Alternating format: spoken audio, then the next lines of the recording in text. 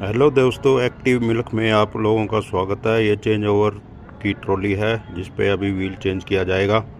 ये teeth grinding का wheel है जो कि अभी चेंज करा जाएगा। अगर आप लोग भी इसी तरह की ट्रेनिंग लेना चाहते हो, सीखना चाहते हो तो कमेंट बॉक्स में यस लिख दें, और ताकि मैं आप लोगों के लिए इस तरीके की नई नई वीडियो बना के भेजूँ। चैनल को सब्सक्राइब कर देना, लाइक कर देना नई वीडियो देखने के लिए।